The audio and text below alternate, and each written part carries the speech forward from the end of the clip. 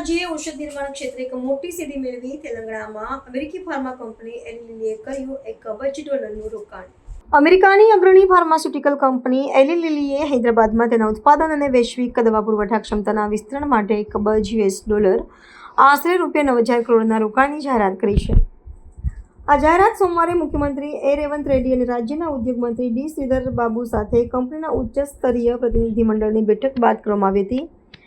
આ રોકાણ હેઠળ કંપની હૈદરાબાદમાં એક અત્યાધુનિક ઉત્પાદન અને ગુણવત્તા કેન્દ્ર સ્થાપશે.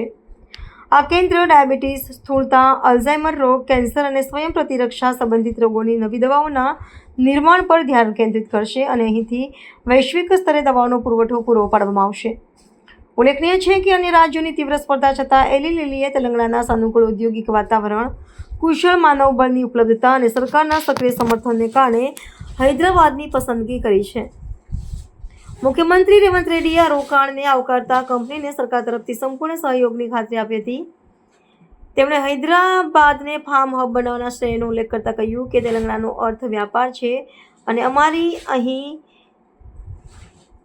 સરકાર અહીં રોકાણ કરવા ઈચ્છુક અને તમામ ઉદ્યોગોને આવકારશે. કંપનીના પ્રતિનિધિ પેટ્રિક જોન્સે જણાવ્યું કે આ રોકાણ વૈશ્વિક નેટવર્કમાં ક્ષમતા નિર્માણ માટેના કેન્દ્ર તરીકે ભારત પર કંપનીના વિશ્વાસની પુષ્ટિ કરે છે. કંપની દ્વારા ટૂંક સમયમાં ઇજનેરો, રસાયણશાસ્ત્રીઓ અને ગુણવત્તા નિયંત્રણ નિષ્ણાતો જેવા વિવિધ પદો માટે ભરતી પ્રક્રિયા શરૂ કરવામાં આવશે.